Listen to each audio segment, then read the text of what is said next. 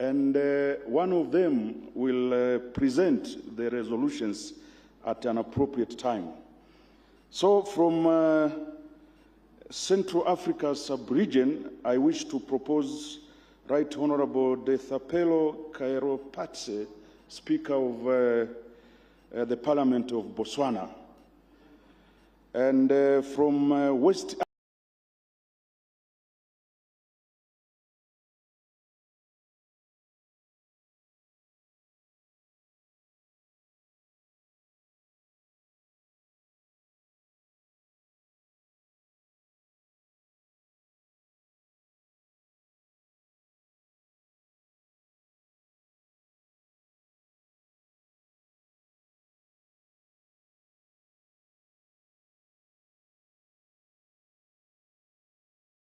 Uganda, representing the Right Honorable Speaker of the Parliament of Uganda. So that is the resolution committee. As I hinted earlier, much of the groundwork has been undertaken by the Secretariat. They will sit with the Secretariat when we are done with all the 4 topics. They will have to look at the draft resolutions. And then, as I said, one of the 4 members will be given a chance to make a presentation and to be followed by a motion of adoption. So that said, today we are moving on with plenary session 3, topic 3, which reads, Harnessing the Potential of the Youth of Africa for Sustainable Development, the Role of Parliament. And I have the honor to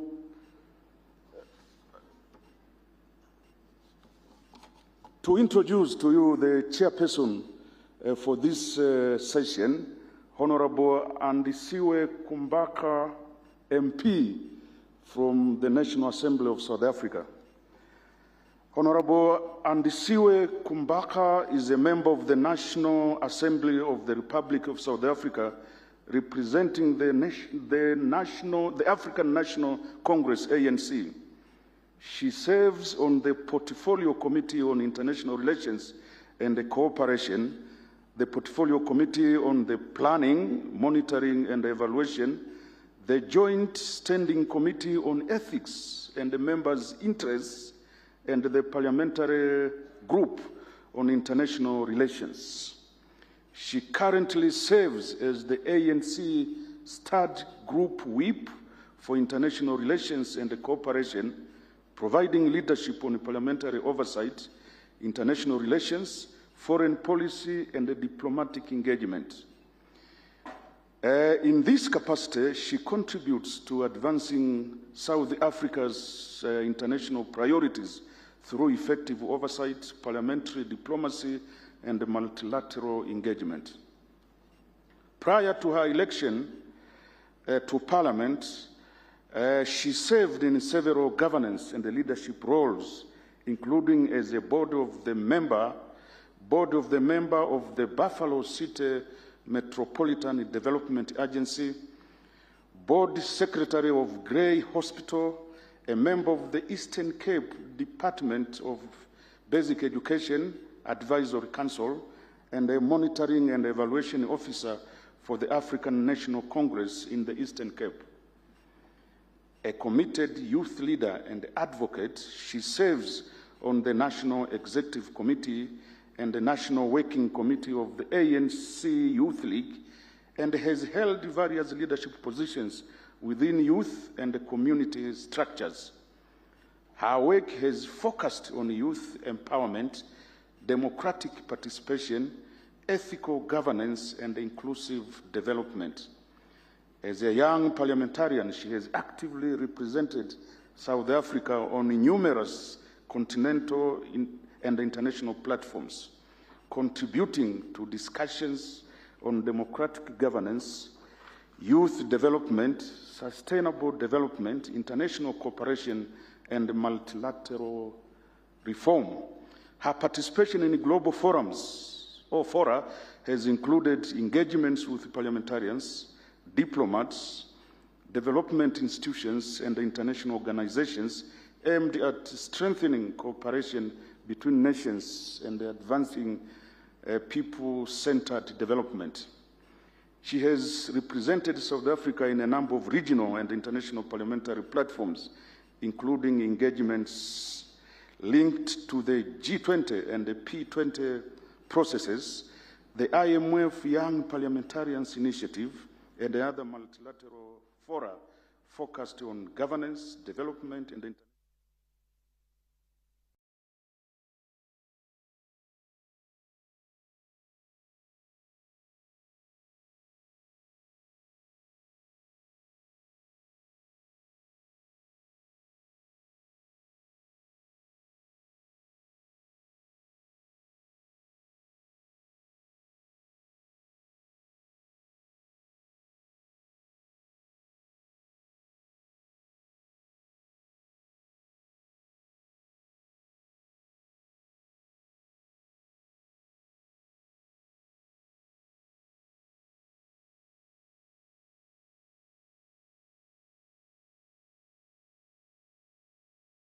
MP South Africa to chair the third topic, and she will thereafter invite the mover and the seconder for the topic. Thank you so much.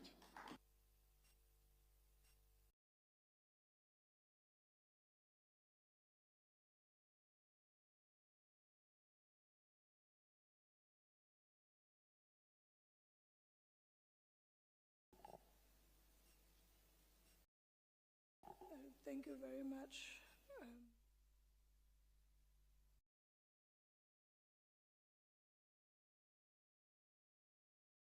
Presiding officers, distinguished delegates, fellow parliamentarians, and especially the young parliamentarians of our continent, good morning. It is both an honor and a privilege to chair this important session on harnessing the potential of the youth of Africa for sustainable development, and also the role of Parliament on that. Africa is the youngest continent in the world. More than 60% of our population is under the age of 25. This demographic reality presents us with a choice. It can either become Africa's greatest asset or one of its greatest challenges. The difference will depend on the decisions that we take today.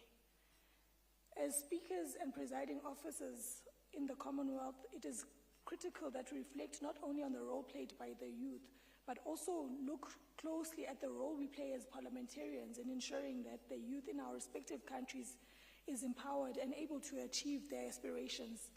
We have an obligation to create a conducive environment which will enable the dreams and aspirations of the next generations to be achieved. For too many young Africans, potential remains trapped behind barriers of unemployment, inequality, poverty, inadequate education, conflict, and exclusion from decision-making processes. Across our continent, millions of young people possess the talent, energy, and determination to succeed. Yet many remain locked out of opportunities that allow them to contribute meaningfully to society.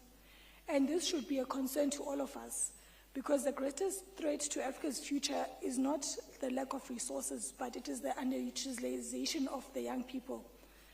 The role of Parliament is therefore not peripheral to the youth development agenda, it is central to it. And through legislation, oversight, representation, and budget approval, we should shape the environment within which young people either flourish or fall behind. The question before us is therefore not whether young people have potential, but the question is whether our institutions have the courage to invest in that potential. Parliaments must be at the center of all this effort through legislation, oversight, and budgeting. As we engage today, let us move beyond statements of support for young people, but focus on the practical actions required to empower them. Because Africa's youth are not waiting to be led into the future. Importantly, youth participation should not be confined to annual youth events or symbolic consultations. Young people must be involved in shaping policy, monitoring implementation, and holding governments accountable. As parliamentarians, we should ask ourselves difficult questions. Our budget speaking to the priorities of young people, our laws creating opportunities or creating barriers, our oversight mechanisms ensuring that young youth programs deliver measurable results, and our young people shaping policy or merely observing it from the sidelines. The answers to these questions will determine whether Africa's demographic dividend becomes a dividend or disaster. With that being said, honorable members, I now have the privilege of calling upon our mover from Kenya. But before I do that, before inviting them to the floor, allow me to share a brief biography highlighting their experience and contributions. Our mover for this session is Honorable Gladys J. Boss, who is the Deputy Speaker of the National Assembly in the 13th Parliament and serves as the member representing Uasin Gishu County. She holds a Master's of Laws degree from the University of Cape Town, a Master's of Business Administration degree from Jomo Kenyatta University, a Bachelor of Laws from the University of Nairobi, and a Diploma in Law from the Kenya School of Law. She is an advocate of 29 years, standing and certified public secretary. She is a United States International Visitor Leadership Program Fellowship on the U.S. Judicial System. Formerly, she was the Chief Registrar of the Judiciary and the Secretary to the Judicial Service Commission and the National Council for Administration of Justice. She had a stint as a Deputy Chief Electoral Officer at the Interim Independent Electoral Commission, the forerunner to the Independent Electoral and Boundaries Commission. She was instrumental in delivering a successful referendum in 2010 that ushered a new constitutional dispensation in Kenya. Honorable Gladys J. Boss perhaps is synonymous with the National Council for Law Reporting, where she served as the Chief Executive Officer and Editor. During her tenure, she led the Council to pioneer the online publication of all laws of Kenya, which were availed for free on the internet, thus making Kenya the first country in Africa to provide such a service. The Council also established many other firsts under her stewardship, including pioneering the online publication of judgments, re-establishing a system of law reporting in Kenya after a 20-year absence of the same, and undertaking the digitization of the Kenya Gazette from 1900 to 2009. These achievements were recognized at various international forums and the Council's website. In 2011, the Council won the prestigious Technology in Government in Africa, sponsored by the United Nations Public Service Awards. The World Bank report on success stories Africa recognized her leadership and initiatives. Honorable Gladys J. Boss served as a lecturer of law at the University of Nairobi School of Law, where she taught civil procedure, criminal procedure, child law, child advocacy, and local government law. She also served as a faculty moot court advisor, judge, and team coach for the two most prestigious moot court competitions in the world, the Jessup International Moot Court Competition and the Africa Human Rights Moot Court Competition. During her tenure, the Kenya team won the African Championship Cup 5 times and several World Cup Championship recognition awards. She's a member of several international professional networks, such as the Foundation for Legal Knowledge-Based Systems and the Legislative XML at the European University Institute. Her other professional memberships have included the Judiciary ICT Committee, the Law Society of Kenya, the Federation of Women Lawyers, and the Kenya Women Judges Association. She is also a member of the International Association of Reporters of Judicial Decisions and International Association of Women Judges. As part of her voluntary service to the country, Honorable Boss serves as a board member of the Nairobi International School of Theology, International Leadership University, and is a vice president of the board of the French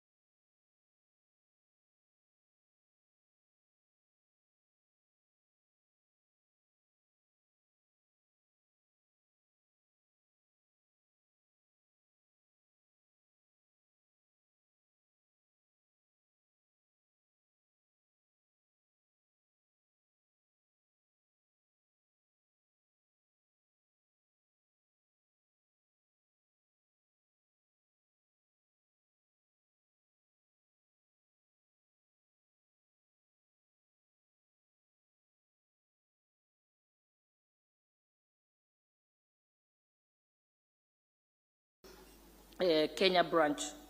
So Africa is facing unparalleled jobs challenge, with a projected increase in the working age population of over 600 million people over the next 25 years, which is accounting for more than 3/4 of the overall increase across all emerging markets and developing countries. Africa simultaneously faces worsening droughts, floods, and biodiversity loss, widespread food insecurity, rapid urbanization, creating housing and sanitation challenges, and also employment challenges, which increases persistent poverty and inequality among the youth. Despite this, they remain underrepresented in Parliament, and unlocking their potential requires reforms such as quotas, caucuses, councils, guided by frameworks like the African Youth Charter to embed their voices in policy. Africa's development agenda places youth at the center through global and continental frameworks. These comprise of the Sustainable Development Goals, SDGs, on youth, in education, which is SDG number 4, decent work, which is SDG number 8, and climate action, which is SDG 13. The AU's agenda in 2023, Agenda 2063, recognizes the youth as drivers of prosperity, peace, and integration. And also, the African Youth Charter 2006 focuses on rights to participation, employment, and livelihoods. Further, the International Labour Organization on Youth Empowerment Strategy for Africa forms a framework for decent jobs. The Pan-African Parliament also has youth caucuses and symposiums to foster inclusion. The East Africa Legislative Youth Assembly has a youth parliament, is a regional platform for youth engagement in East Africa. These regional initiatives require parliaments to legislate and oversee supportive frameworks, harmonize national policies, and integrate youth priorities in the development agenda. Across Africa, youth are advancing sustainable development by driving progress in a number of key sectors that we have highlighted. These include SDG number 4 on education through expansion of technical and vocational training, and SDG number 8 on decent work. Kenya's constitution, laws, and policies create a framework that places youth at the center of inclusive growth, climate resilience, and sustainable development. The Constitution of Kenya 2010 mandates the protection of the environment in Article 42, and obligates the state to address the needs of the youth in Article 21, and ensures by having access for them to have access through education, training, employment, and participation in governance. Supporting legislation for these provisions in our Constitution includes the National Employment Authority Act of 2016, which promotes youth employment and decent work. We also have the Climate Change Act of the same year, 2016, that integrates climate resilience into development planning. Policies such as the Kenya Youth Development Policy of 2019 and the National Environment Policy of 2013 and the Science and Technology Research and Innovation Master Plan of 2026 emphasizes youth roles in ICT, entrepreneurship, innovation, environmental stewardship, and integration of all environmental concerns into national development. Programs like Ajira Digital expands the youth access to online jobs. The Youth Enterprise Fund offers also affordable credit and market linkages through the Kenya Youth Employment Opportunities Project. This also enhances job creation for youth. Consequently, between 2024 and 2025, Ajira Digital has trained hundreds and thousands of youth in digital skills, and now they are in the marketplace. Africa's parliaments harness youth potential also through development of legislation that allows them to participate in legislation. So, by fulfilling these core functions, parliaments should try and ensure that youth are meaningfully included in governance and empowered to drive innovation, resilience, and inclusive development in Africa. So the recommendations are to harness Africa's youth for sustainable development. Parliaments must embed their perspectives in legislation, oversight, resource mobilization, and regional cooperation. What action can parliaments take? Parliaments should domesticate the African Youth Charter and enact youth jobs, quotas, and caucuses. Also, parliaments can be involved in resource mobilization. Parliaments must boost funding for youth enterprises and innovation hubs and training while leveraging on the Africa Continental Free Trade Area. I therefore move to open this session for deliberation on the role of parliaments in harnessing the potential of youth in Africa for sustainable development. It should foster dialogue among parliamentarians and partners to explore the inclusive governance, innovation, and resilience, and mobilize collective action towards national and regional priorities, underscoring our commitment to collaboration and strong institutions, and also outcomes shaped by all voices. I thank you.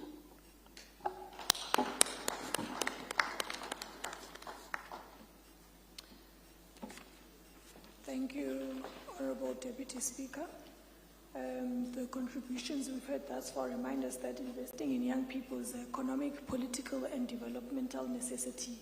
No country can achieve sustainable development while millions of its young people remain unemployed, disconnected from opportunities, or excluded from governance processes. Equally, no parliament can claim to be fully representative if the voices of young people are absent from its deliberations and priorities. I will then call upon our seconder to the podium, Honourable Sami Suleiman, to deliver his motion. Thank you.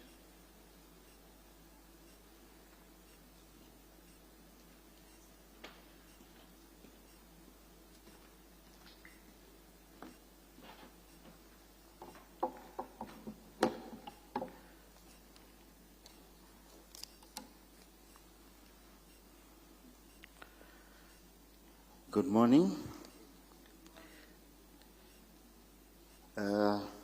Honorable Andisiwe Kumbaka, MP, today's chair. Indeed, today we are being led by a youthful honorable member, and this is what CPA stands for. CPA taking a lead, and we should continue letting the youth take the lead now. Let me also recognize distinguished Right Honorable speakers, presiding officers, colleagues, ladies and gentlemen. I also see the media. This morning I rise to second a motion on a subject that is often described as Africa's greatest promise, but also, if we are honest, our most urgent test. The subject is harnessing the potential of the youth of Africa for sustainable development. We hear the phrase, youth are the future, so often that it has now become a comfort. But the truth, colleagues, is sharper. Africa's young people are not just the future, they are shaping the present. The question now is whether we, as parliaments, are shaping an environment where the youth can succeed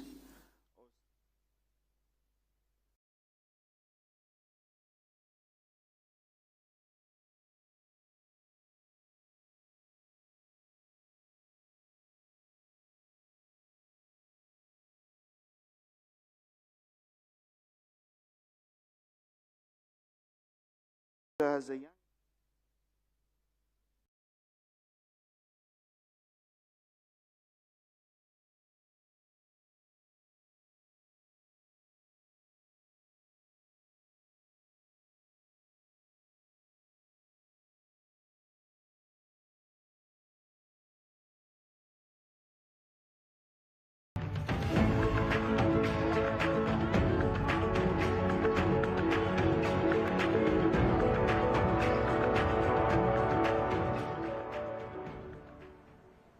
And of course, you're watching Parliament TV. And if you've just joined us, that was the meeting of the Impeachment Committee on Section 89 in Parliament, which was dealing with the legal opinion from the Legal Services Office in Parliament, which deals with the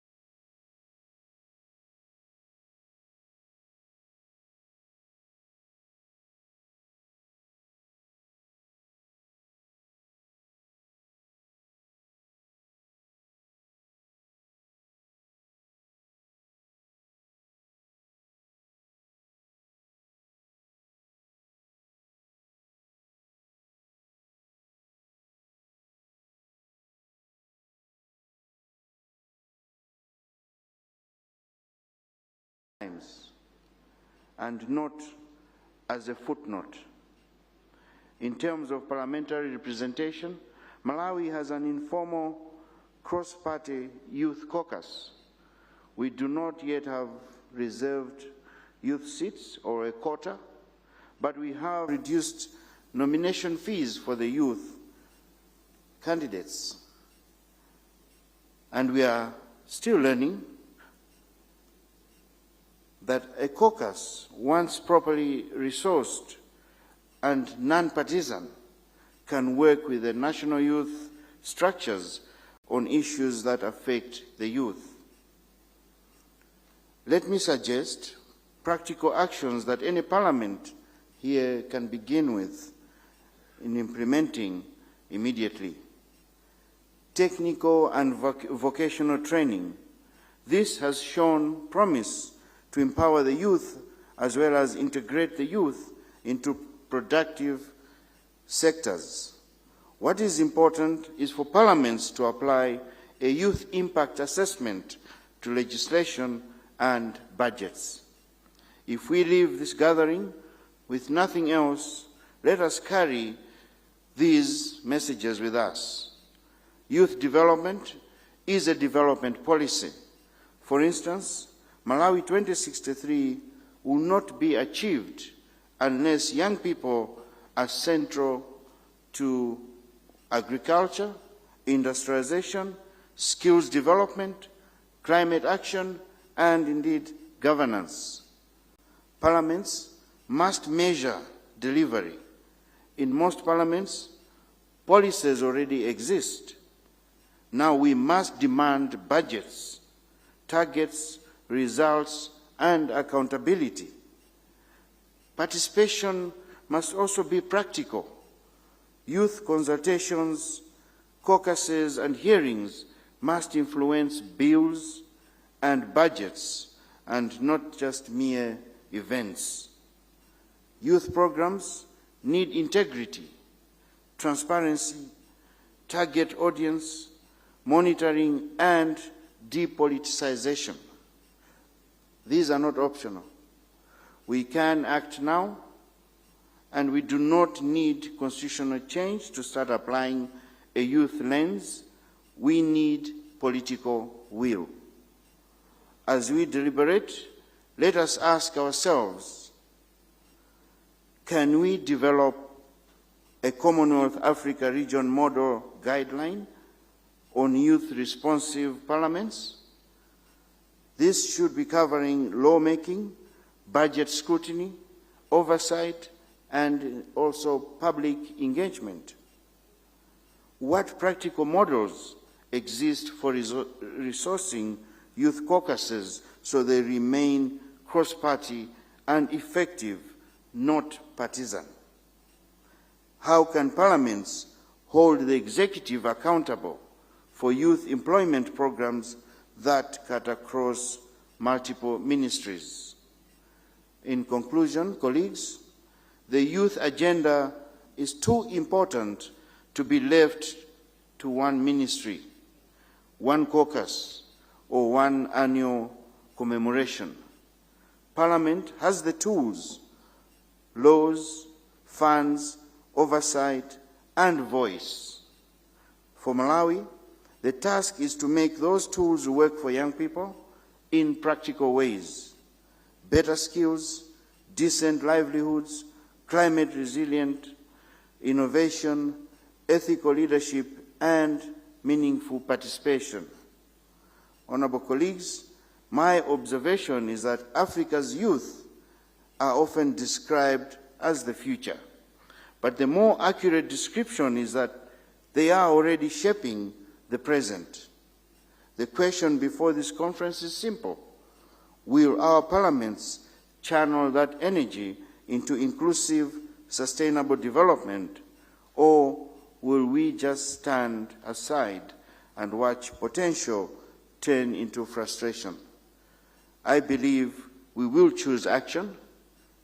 I therefore second the motion as moved by Kenya on harnessing the potential of the youth of Africa for sustainable development, the role of Parliament.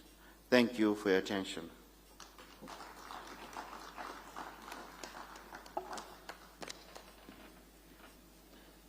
Thank you, Honorable Sami Suleiman, our seconder from Malawi.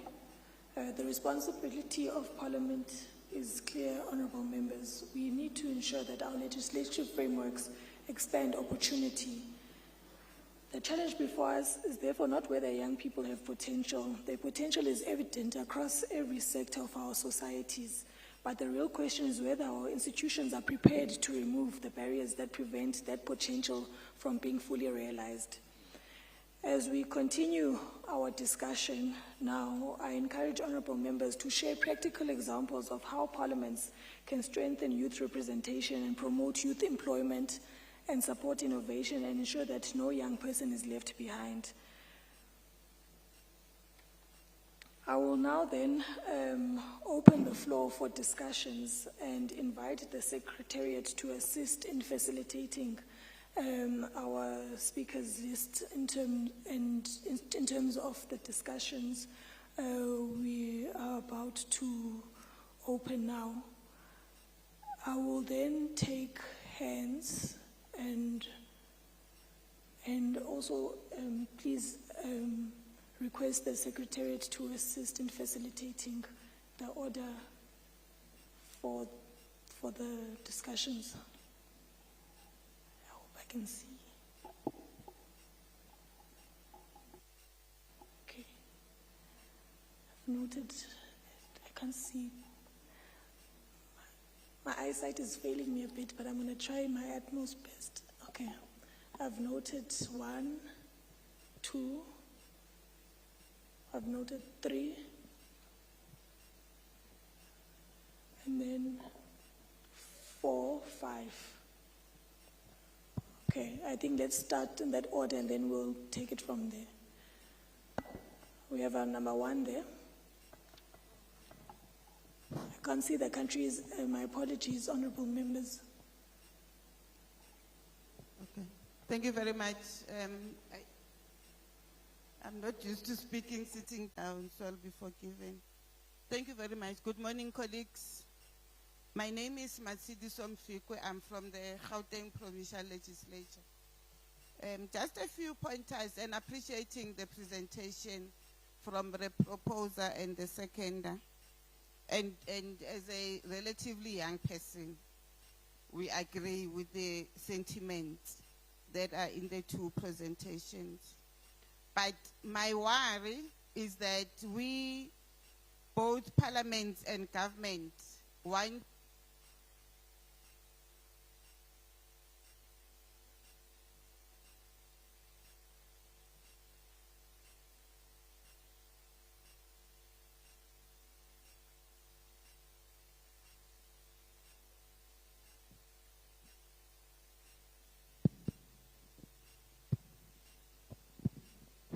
so the people of here are very jealous down. So just a few pointers, as I was saying, Chair, that as we want to develop young people, we must encourage them to be active participants in both the development of strategy and policy. The speaker that was seconding indicated that we say the future belongs to young people, but government continuously develop strategies for them, and they are expected to be consumers of those strategies. So we need to change how we're doing things. Part of what we need to do as Parliament is to lobby for curriculums, both in schools and institutions of higher learning, to be changed. I don't understand why in 2025, some schools still teaches learners history, and they're talking about, in South Africa, Boyan van Riebeck and them, you know, which is, I think, over time, has lost its relevance in the life that we want to grow. So our curriculum should move towards addressing the green economy, digital economy, including a growing economy that we want to see happening. And also, we must make sure that government does invest in key economic sectors after we have changed the curriculum, so that government could assist us in absorbing young, skilled people that are going to be able to direct what their future is going to be looking like. Also, that my last 2 points, that Parliament through its committees must influence target setting on youth development. It must not be lip service from the executive, but we must see tangible, achievable, and smart APPs that are going to be put together by the executive and strictly monitored through oversight as well as through regular auditing by portfolio committees.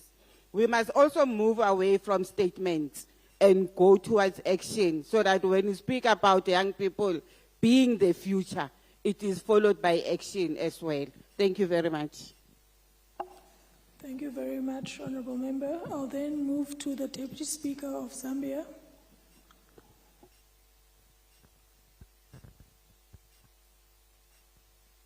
Thank you so much, Chair. My contribution or my comment is that Africa's greatest asset is not beneath our soil, nor within our natural resources. It is our young people. With over 60% of Africa's population under the age of 35, the future of our continent will be determined by the extent to which we empower, engage, and invest in our youth today. As parliaments, we have a responsibility to transform this demographic reality into a demographic dividend. Through our legislative function, we must enact laws that expand access to quality education, skills development, digital opportunities, and decent employment. Through our budgetary and oversight functions, we must ensure that youth empowerment programs are adequately funded and effectively implemented. Through our representative role, we must create meaningful platforms that enable young people to participate in governance and decision-making processes. In Zambia, youth empowerment remains a key pillar of national development.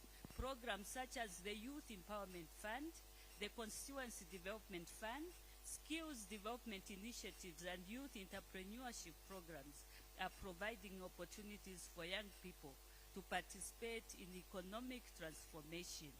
However, we've seen that challenges are still there.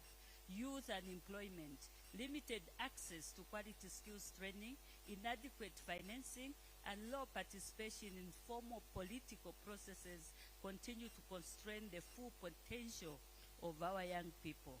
It is therefore imperative that parliaments across Africa and the Commonwealth incorporate youth participation in parliamentary processes, strengthen youth-centered legislation, promote digital inclusion and entrepreneurship, and foster partnerships that expand opportunities for young people.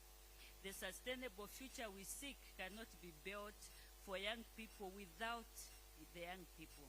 We must therefore move beyond speaking about youth and instead create spaces where youth become active partners in shaping Africa's development agenda. I thank you. Thank you, Honorable Deputy Speaker. I'll then move to the Honorable Speaker of Botswana. Thank you.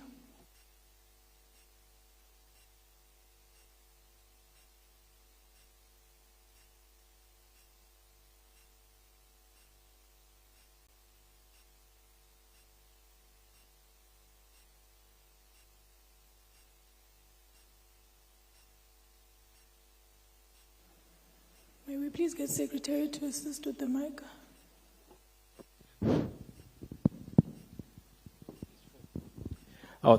Thank you very much, Chair, and good morning, everyone. Let me start off by expressing my gratitude to the mover, who, ably discussed the motion, and also the seconder, under the able leadership of a young woman there. As it has been said, Africa sits on a demographic gold mine, the youngest population globally. Yet this vast potential remains largely underutilized, creating a paradox of promise and stagnation. You'd all recall that in 2024, there was change of government in Botswana, the first time since independence, and President Advocate Duma Gideon Boko, SC, took some bold steps to nominate for election by Parliament the youngest ever Speaker for Parliament of Botswana,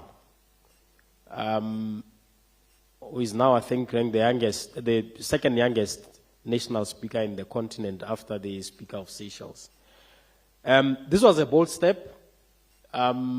It was received with skepticism. People wonder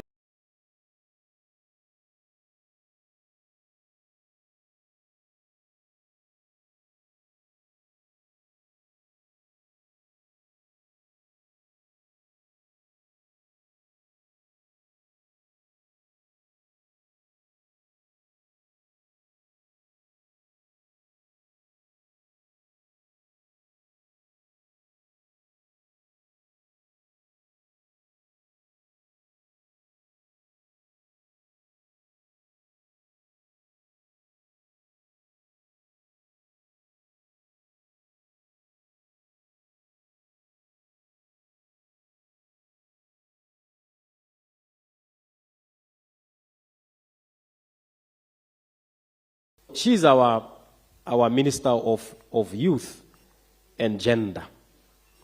When she was first elected, she was just 26 years old. I can go on. The Minister of Health in his 30s, the Assistant Minister of Health also in his 30s, and many others in cabinet who are relatively young. And so this was not just a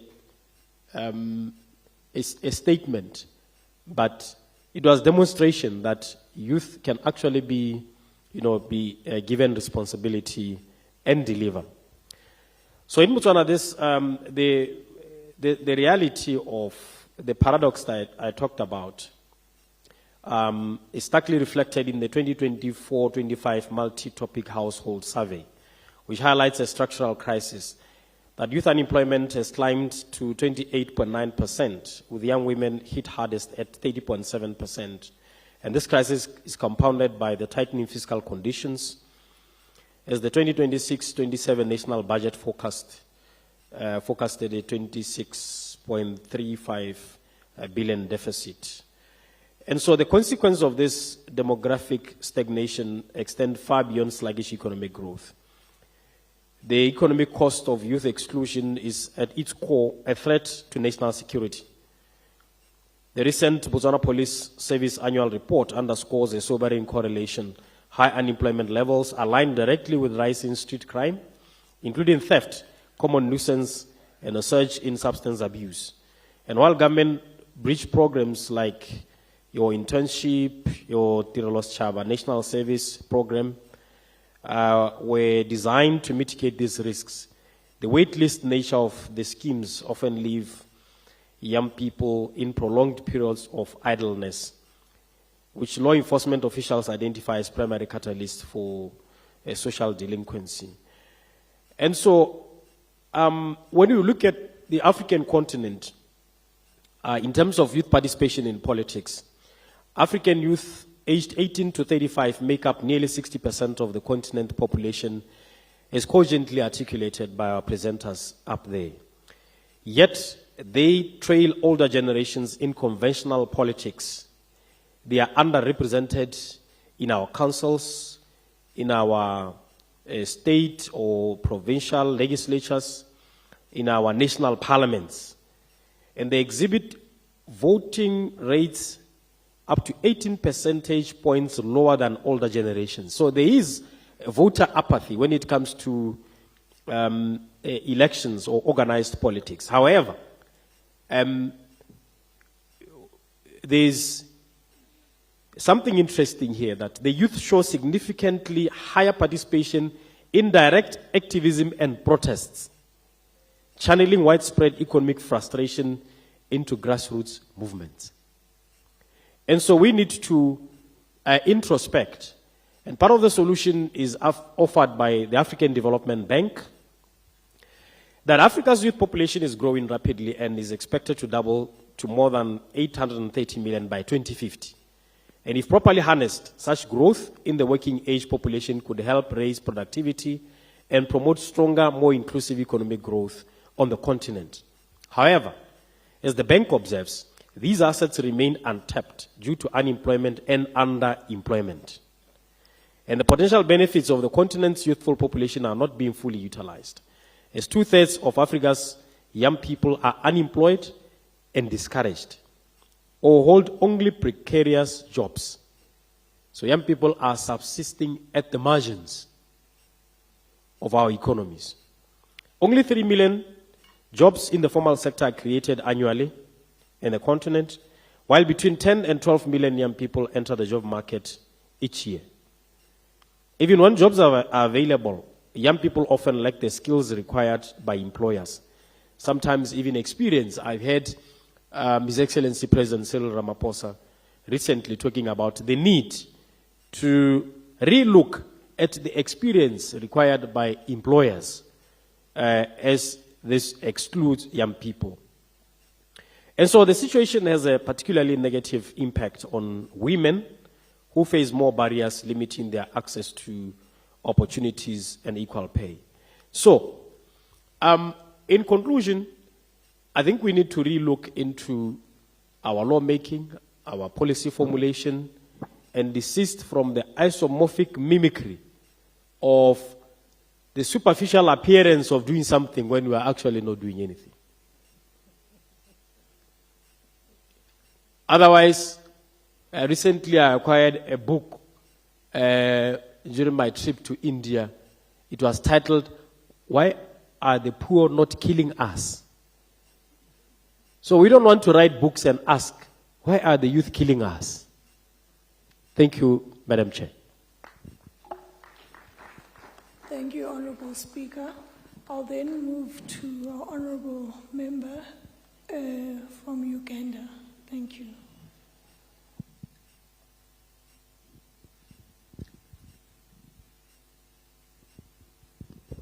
Thank you, Chair. I want to thank the mover and the seconder, right honourable speakers, and all delegates. I wanted to give a version of what we are doing in Uganda to support the youth, mainly as Parliament, but of course as government equally. One, government has allocated or allowed 5 special seats for the youth in Parliament, representing all the 5 regions of Uganda. We have a full ministry. The latest appointment, the minister is now 29 years old. That's on the side of government. And Parliament has supported all the initiatives brought by the executive. Mainly, we provided resources for youth empowerment through wealth creation programs. We passed regulations that at least every government program, 30% of wealth creation funds must be allocated to youth. That has helped us to at least empower most of them. We have also allocated resources to industrial skilling centers and common user facilities, all in the name of creating employment through creating entrepreneurs, innovation and all that. We have also allocated resources to a fund, special fund to the youth. We call it Youth Livelihood Fund. It's like a fund to support startups. As long as it's a youth startup, it's supported under the Youth Livelihood Fund. Also, Parliament has supported, of course, these 5 young representatives of the youth in Parliament. Every time the Parliament is beginning, they try to allocate them to various committees that really, really touch the youth, including the CPA. On our CPA Executive Committee, we have the National Female Youth Representative in Parliament. She's a member of CPA. And every time we have youth-related engagements in the CPA, she's always there to lead. At least she has always participated. And we have no limitation on youth joining Parliament. That we even have a record of a 19-year-old being a member of Parliament. The current Parliament has the youngest member of Parliament being at 24 years old. So that's how much our Parliament is trying to support the youth and through empowerment. That we've also enacted a law to make sure, we call it the National Youth Council Act. It allows leadership of youth leadership right from the grassroots. We have youth leaders at we call it Local Council 1. That is the village. We have a youth council at a parish. We have youth councils at the sub-county level. We have youth councils at the district level and the national level. So, as Parliament of Uganda, we are trying, and I believe that could be a lesson for other countries that are not yet doing that. Thank you so much, Chairperson. Chair. Thank you. Thank you very much, Honourable Member. I'll then move to the Speaker of Limpopo. Chair, with your kind permission, you could also give me a chance when you are done with the list. Speaking? With your kind permission, you give me a chance when you are done with the list that you read out. Okay, Thank noted. you. Thank you. May I then please move to the Honourable Speaker of Limpopo? Thank you. Thank you so much, our young person from South African Parliament. We are very impressed to be chaired by you today in this Youth Month in South Africa. My point, firstly, is to appreciate the presentation from both the proposer and the seconder. It was very fruitful and quite informative, especially when they were talking about what parliaments can do on lawmaking, budget approval, oversight, and public participation. In South Africa, we are doing something very well. Youth parliaments, both at national level and provincial level. The role of those youth parliaments is to ensure that they come there to make assessment to say, in the policies that exist, what is that executive is doing to implement those policies to make sure that it benefits the young people. And on an annual basis, they are able, executive, to account back to the young people to say, what is it that we have achieved and what is that we have not achieved. But I think where we lack as Africa region is how do we make sure that we take the young people along on matters relating to them understanding democracy itself. Because you see that in most countries, I'm not sure, but young people are no longer interested in voting because they think it's not necessary for them to vote. Because most of them, you find that by the time they start understanding their own countries, democracy was achieved long ago, before they were born. I mean, in South Africa, if democracy was achieved in 1994, it's only now that a child who was born in 1994 is 34 years old, 32 years old. But that does young person understand what democracy means? So my question is, how does Parliament take into cognizance to work with the independent electoral commissions to make the young people understand that their vote is their right? They must be able to participate in that democracy. Because for them to participate is not only when they are represented in Parliament. In South Africa, they say we need the 40% representation. We give them. But they understand when they arrive there, how are they supposed to represent their own constituency out there. The last point I want to raise is on the matter of unemployment and the economy.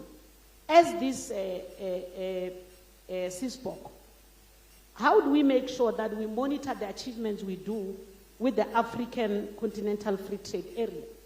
Because if we are able to develop the African Continental Free Trade Area to ensure that it's able to build our own economy, it will alleviate a lot of issues that we are raising in terms of unemployment and make sure that our young people benefit. So, indeed, I'm sitting here with my Deputy Speaker, who's the leader of the young people. She always tells me that, yes, you are talking on our behalf, but allow us to act on our behalf. Thank you. Thank you, Honourable Speaker. I'll then wish to move to Honourable Speaker of Gauteng.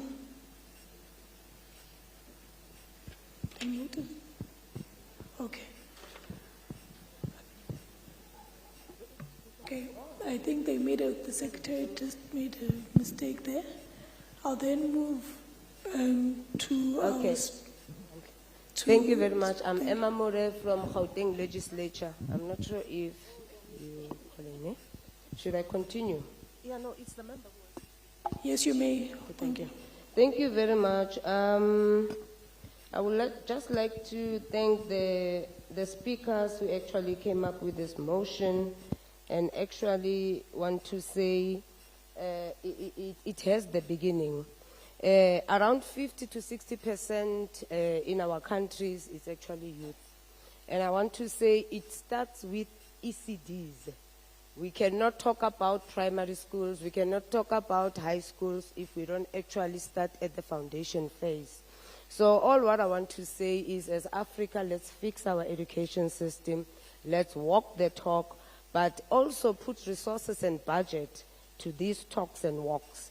We need to be intentional, all of us, about this. We need to either decide that are we the unblockers of this, or are we going to block our youth? But we need to also realize that if we block our people, we're killing the nation, we're killing Africa. We need to include youth in most programs. Fortunately, in South Africa, colleagues, we do have such. But what we need is to just put more on what we're doing and stick to our policies, laws, and everything, including the timelines. Because often we've got these good papers in cupboards, but implementation becomes the problem. So to all of us who are seated here, let's hold each other accountable and ask relevant questions even after this conference to say you presented something like that, how far is your country? And you also asked me, and you, how far are you? If we start in that friendly tone to hold each other accountable, we will go far as Africa. Another thing, including parliament, province, local, let's employ them. Let's make it practical. I mean, our youth do not need grants. They need jobs, real jobs. They need empowerment. You know, when we say youth empowerment, be able to wake up any time at night and say, I have empowered 2 people yesterday. I have empowered 1. As a human being, as a person, give yourself a target per month. What is it that you're going to do for the youth in your street where you stay? Are you the only one who's actually empowered Urichi, Ojahantle, Babang Habaji Hantle? So I just want to say everything that we do here, it starts somewhere. You know, they say charity begins at home. What is charity? Doesn't mean only in your house. It means even in your street. Ubuntu, that's who we are. I'll talk for my country, South Africa. So when you wake up in the morning and you walk in your yard and your neighbor doesn't have anything, his children, her children are struggling. Ubuntu says, as I make tea in my house, I also make a cup for my neighbor. Imagine that neighbor's got children. You cannot come here and talk about all of these things, but you don't implement them in your daily life. These things are not scientific. They don't need mathematical equations that to say X is equals to Y. No. This thing is something that we know as Africans that we must implement on our daily basis. In conclusion, I would like to say let's resolve the service delivery issues that affect our youth. No more youth conferences. You know, these conferences are spoiling us because we think we've resolved issues. We're ticking boxes. Let's not do that, adults. Let's not do that. Let's do it practical because often these conferences, they've got resolutions that are never adhered to, that do not have, okay, they have timelines, but nobody cares in a way. Let's stop these things and practically start it in our streets at homes where we are. In conclusion, sorry, this is the last conclusion. 10 years from now, let's ensure that no youth burn tires, no youth destroy their infrastructure, toying in the streets. Let's make sure that as adults in this room, we will ensure that in our street, no infrastructure is going to be damaged because youth are suffering, are struggling, they are complaining. Look at the drug issue. I will close it there. Thank you. Thank you very much, Honorable Member. There was a speaker who requested to articulate her views from Kenya. Yes, Honorables. Thank you. Thank you, Honorable Speaker, and thank you to the mover and to the seconder of this motion. You have ably done your job. My question is really aligned to what the speaker from Gauteng has asked. By 2050 in Africa, we'll have a population explosion because the youth are going to be about over maybe close to 70, going to 80% in Africa. While other continents may call it a time bomb, yet it's a big potential which the world should be looking at because we'll have the best and the strongest human resource in the world.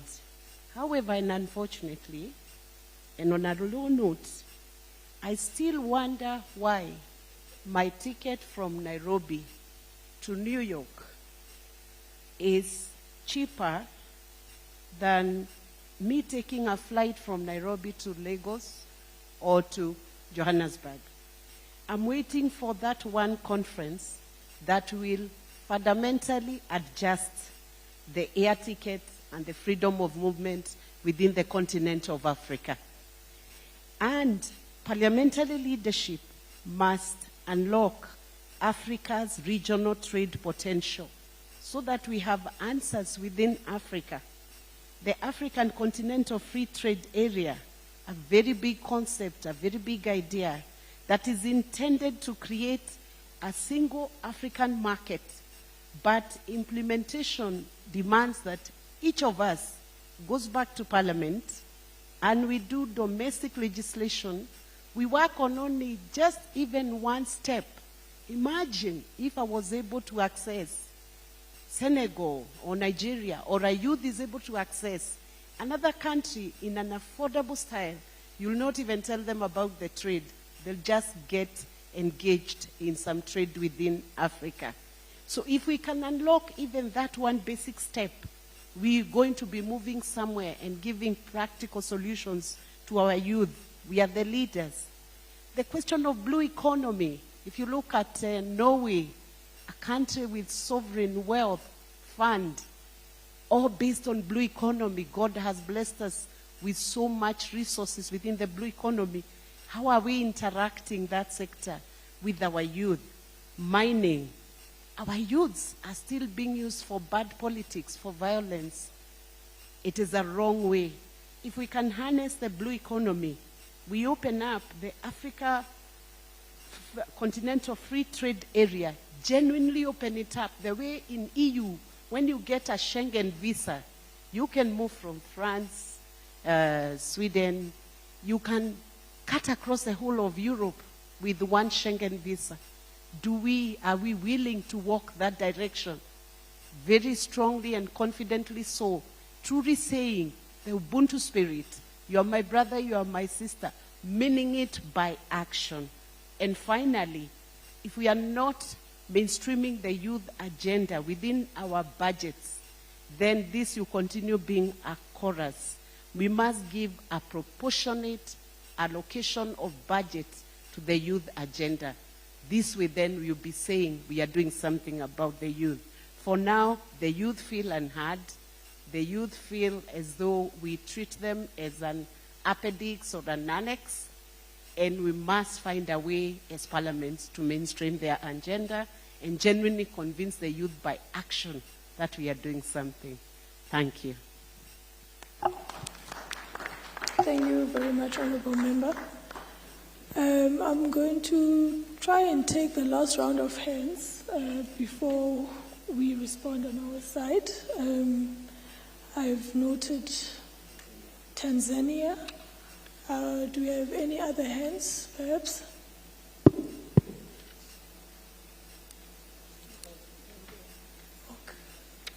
All right. South Africa, yes. Okay. Okay, let me give the Honourable Speaker of Tanzania the platform, and then I'll give the Honourable Chairperson of South Africa the platform. Thank you. Okay. The platform is yours. Thank you. Thank you so much, Honourable Chair. According to Global Parliamentary Report of IPU 2023, youth under 30 make up of 70% of total population in Africa.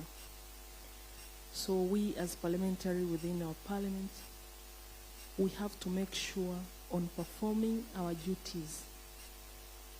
Do we include the needs of youth within our countries? For instance, in our parliament, on lawmaking, we've passed the law to establish youth council from district level to national level. On performing our duty of oversight,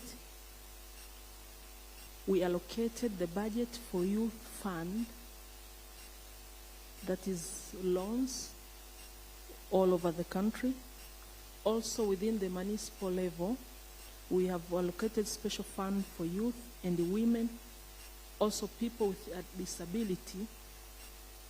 In total municipality budget, 15% goes to youth, women, and people with disability. Also, we have a special ministry of youth that deals with issues of youth only. In the agriculture sector, we have special program which include youth known as BBT, means Build Better Tomorrow, where youth given loans for block farming. Also in technology advancement, due to technology advancement, we have youth companies who given startup loans by government. Also within our parliament, we have total number of 35% of parliament are youth representation. So we are trying to include youth in all our duties of oversight, lawmaking, budget scrutiny, and also representation of youth. Thank you, Madam Chair. Thank you, Honorable Speaker. I'll then move to South Africa, Honorable Chairperson. Thank you very much, Honorable Chairperson of the session, and greetings also to the honorable members who are presenting now and all honorable speakers present. Now, mine would be a very short, Chairperson. I think first and foremost, members have spoken a lot about what Africa maybe needs to do. We all know that we need to grow our economy in all countries so that there is an inclusion of young people and also women. Because if we don't grow our economies in the Africa continent, then we'll lose the focus. Then which means our economy will be stagnant, and other young people who do not feel like they've got opportunities in their own countries will then migrate to other countries. We've seen it happening in South Africa, where we've got professional nurses and doctors moving outside of South Africa, but because there is no opportunities for them to be able to play part in the economy. But if all African countries can actually focus on growing their economies, then that will make a prosperous Africa continent, and our young people will then feel included in the economy because they will have space in the playground of, and also with the foreign investments, whatever investments that would come in our countries.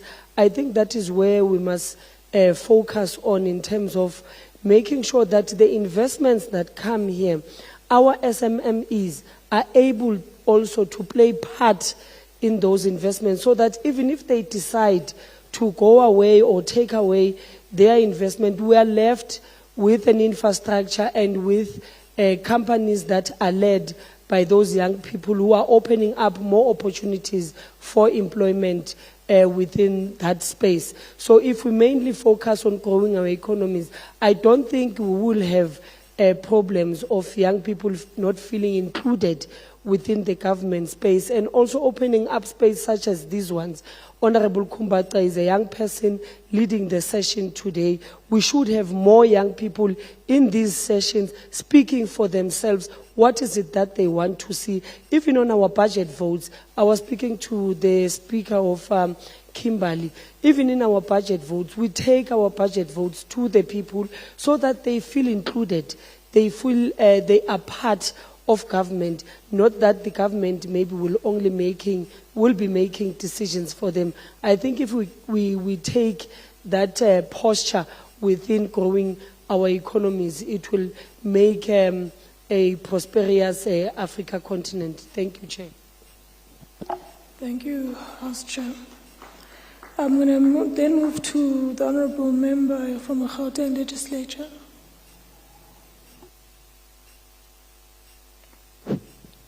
Oh, okay. No, thank you very much, Chairperson. I'm going to be moving straight to recommendations. Okay, I'll make a short opening statement and go to recommendations. And the reason I do that is because most of the issues that I have here, they have already been spoken to, so I want to save the plenary time. Suffice to say that, or maybe reiterate the fact that Africa is the youngest continent in the world, with more than 70% of its population under the age of 35. So according to projections by the United Nations, Africa's youth population is expected to double by 2050, making it the largest reservoir of young people globally. This is an opportunity for our continent that we should explore. So I am going to move then directly, Chairperson, to the key recommendations that I have here. The first one is that we should prioritize youth development in national legislation and policy frameworks. We should increase budget allocations for education, for skills development and entrepreneurship for young people. We should also expand youth participation in parliamentary and governance processes. This will assist us as a continent to at least get ideas of how young people see the future. The Speaker of Malawi spoke to the fact that young people, we normally say that young people are the future, but indeed, they are positioned right now to be shaping the very future that we are talking about. We should promote digital inclusion and access to emerging technologies, and this is the young people's world. They understand it and they have the wherewithal of taking it forward. Strengthen oversight of young-related programs and expenditures, support youth-led innovation and green economy initiatives. We should also align national youth policies with Agenda 2063 and the Sustainable Development Goals. I suspect that when these were written, young people were not consulted fully. It's something that research can prove, and it's an opportunity for young people to explore. Remember, agendas can be revised, to talk to what the future holds and what trajectory it should be taking. The last one is to foster partnerships between governments, parliaments, the private sector, academia, and civil society to advance youth empowerment across the continent of Africa. Thank you very much, sir. Thank you very much, Honorable Speaker. Are there any other more hands before I move to our mover and seconder to just share some of their sentiments based on the discussions we had? Okay, I take it there are no more hands. Okay, I'll take that as the last hand for the session.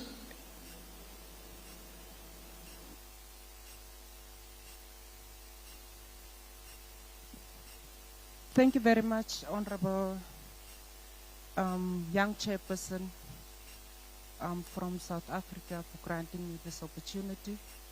Let me also welcome and appreciate the presentations that has been made by our mover and seconder. Chairperson, I thought that honorable members that have spoken before me has raised I think most of the critical issues and challenges that our youth are encountering on a daily basis. I just want to add that, Chairperson, despite our improvements in our school enrollment across the continent, our education systems still failing to align skills with labor market needs. Poor education quality, limited technical training, weak digital skills, and inadequate linkage between education and employment are systematic failures with parliamentary implications. Parliaments, us as parliamentarians, approving budgets, set legislative frameworks, and exercise oversight that determines whether these systems are really working. I would also propose that we need to enact youth candidate quota legislation. We need to pass TVET, digital infrastructure and entrepreneurship support laws. We need to institutionalize statutory youth parliaments with ministerial response to require for the rollout for specifically for programs of the youth. Thank you very much, Chairperson. Thank you very much, Honourable Member. I'll then give the platform to Honourable Boss to just share her views on what we just discussed, and then I'll then move to our second Honourable Sundleman. After that, then we can close the session. Thank you. Thank you, Chairperson. I think what has come out clearly for each of the individual countries is that parliaments indeed have a very big role, because parliaments can enact youth and sustainability focused laws and promote green economy and other incentives. And we've seen that many countries have had various interventions. And so I think coming from here today, we can say that if every country commits and every parliament commits that they are going to pass the necessary legislation in their respective countries. For example, we know that Uganda have the youth councils who receive an allocation from parliament. We have Rwanda's youth policy that also links youth empowerment and environmental stewardship and ICT and innovation. So our role would be to make a commitment that we shall go back and enact the laws, but there is also the possibility of learning from each other. So we do hope that the Secretariat will be able to share the experience of the different countries or the initiatives that have been undertaken by the various countries so that we can learn from each other. Thank you. Thank you very much, Honorable Bell. Honorable Suleiman.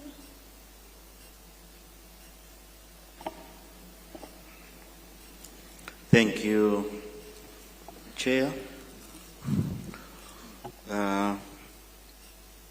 Let me also thank all those that took time to contribute and make comments on this very important subject.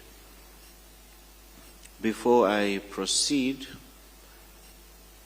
I want to showcase, I'm very proud. I wanted Honorable Lunchi to stand up. She is an MP from Malawi. She's only 23. Please stand.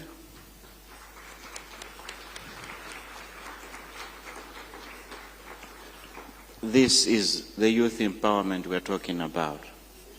And it's time, next time we have a conference like this, we should also see one youthful MP from each parliament. That would be very, very good for us. Thank you so much, Honorable. You may take your seat.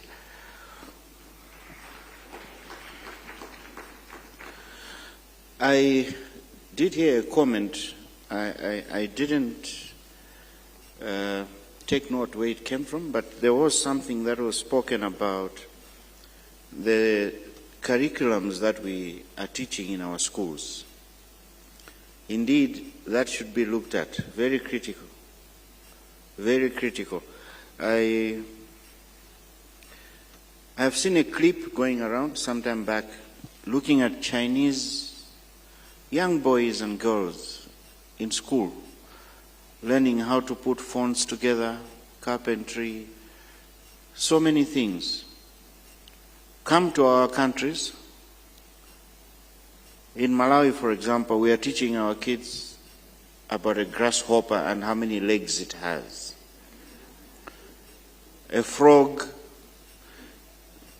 Instead of teaching our youth how to mine, how to fish, how to make roads, how to create, how to innovate. But we are wasting time with these curriculums that no longer hold any value for us. I think that's very critical, because that's the foundation that we should be able to guide right from that early stage. I wanted to say something on that. Honorable colleagues,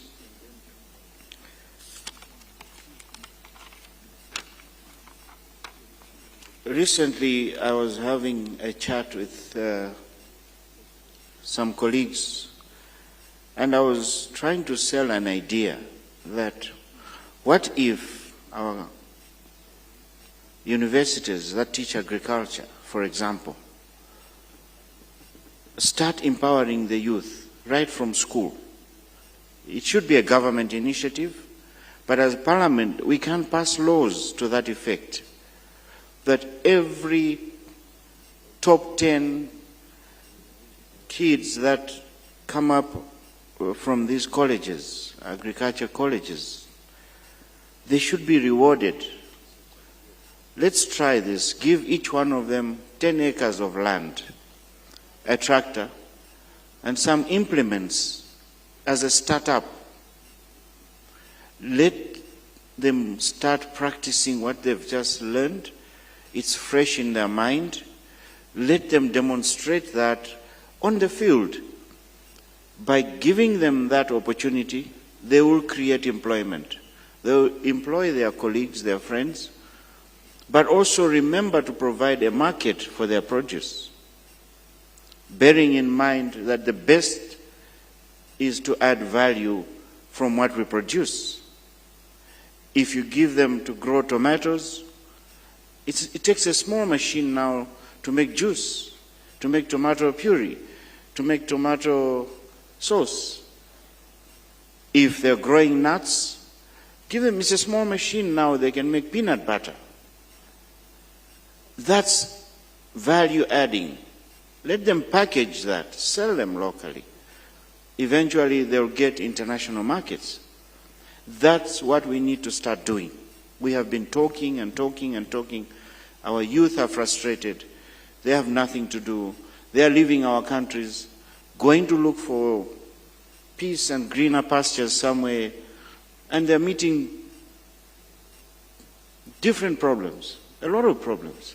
We have to start empowering the youth right from the school, right from the college. We can talk and talk. It is a story that I love to talk about as someone who's been active in my youth. Not that I'm old now, but I was at 24 the youngest football association president in the world.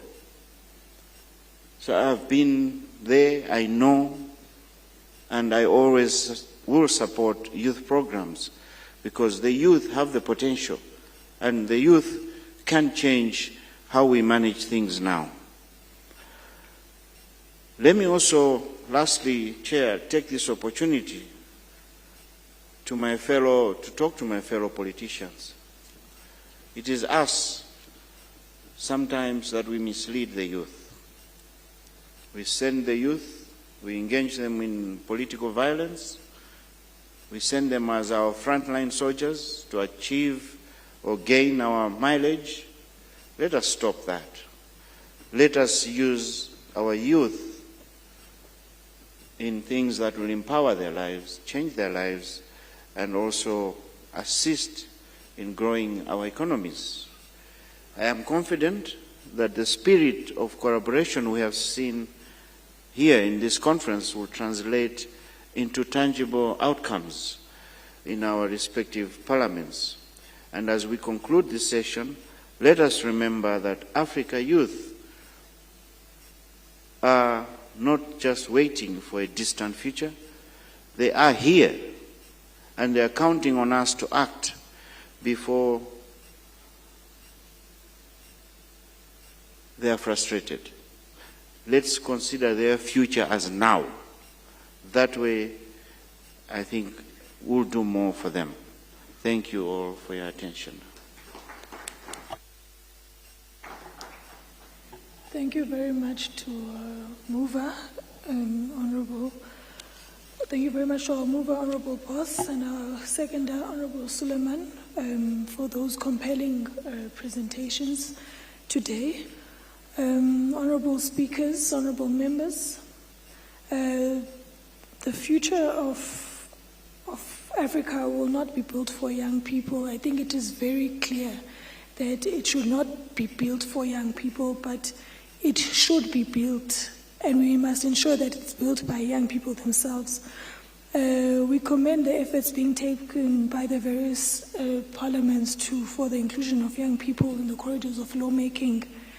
And I think it's also very important that we revise some of these documents, even such as the Agenda 2063, which should speak to the current context of young people. You know, history does teach us that every generation is called upon to answer a defining question, and that question should be answered for this generation by this generation. And I think every parliament and provincial legislature should host a youth parliament and call young people across all sectors, and I mean all sectors, even those that are not organized, like in terms of formal sectors, to cement their solutions with the current young MPs of those parliaments. Another key outcome that should emerge from youth parliament is the establishment of, multi-party youth parliamentary caucuses across our parliaments and also in the legislatures that will bring together young members of parliament across political parties to champion issues affecting young people throughout the year. And I think such a caucus would ensure that youth development remains a standing priority on Parliament's agenda rather than being a matter being discussed on commemorative events.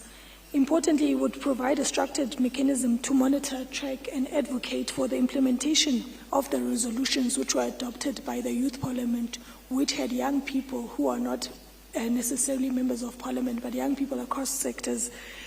That caucus would be there to monitor and track and advocate for the implementation of those resolutions. And through regular engagement with portfolio committees, the caucus would ensure that commitments made to young people are translated into concrete policy interventions and that budget allocations and oversight actions. In this way, Youth Parliament would evolve from a platform for dialogue into a vehicle for accountability and measurable outcomes and a sustained youth influence in decision-making processes. So I think it's very important for all our parliaments to have such a platform, and in that way it will be a practical solution in terms of measuring outcomes being made by Parliament for young people. By 2030, young Africans are expected to represent 42% of the global youth population. We should ask ourselves, what did you do with the greatest concentration of youthful talent, energy, and potential that the world has ever seen? And then in terms of our economic diplomacy, I think we really need to be creative and strategic. We need to build local capacity and support SMEs and align with the objectives of the African Continental Free Trade Area in our various governments and in our various parliaments. So it's important to ensure that our parliaments do open for these opportunities to be created, because at the end of the day, history will judge us. Let us therefore leave this session with a shared commitment to action in our various parliaments, and let us commit ourselves to building parliaments that are responsive to young people, accountable to young people, and accessible for young people. When young people are given opportunities, societies prosper in various ways than we can imagine. And as we conclude this important discussion, I'm reminded of a simple truth that even Honorable Suleiman mentioned, that the future we speak about so often is already knocking at the door. It's already here. And we need to secure that future, even for those who are going to come even after us. Throughout our deliberations, we have recognized that young people are not a challenge to be managed, but a resource to be empowered. We have acknowledged that sustainable development cannot be achieved without meaningful youth participation and quality education and decent work opportunities. For parliaments, this means moving beyond declarations and ensuring tangible outcomes. It means strengthening oversight over youth development programs, advocating for adequate budget allocations, and promoting legislation that expands opportunities and creating spaces where young voices influence national and continental priorities. As we reflect on the future of our continent, let us remember that Africa's greatest natural resource is not found beneath the ground. It is found in creativity, resilience, energy, and the aspirations of young people. This session was about our actions we commit ourselves to taking when we return to our respective parliaments. And we must remember the quick questions I even spoke about when we started. Are our budgets speaking to the priorities of young people? Are our laws creating opportunities, or are they creating barriers? Our oversight mechanisms ensuring that youth programs deliver measurable results? And are young people shaping policy, or are they just in the sidelines observing? So we really need to honestly and genuinely answer these questions in our parliaments and ensure that they do ensure tangible results for young people from the ground across society. With that being said, I thank you all for your valuable contributions, and wish you fruitful engagements during the remainder of the conference. Thank you very much.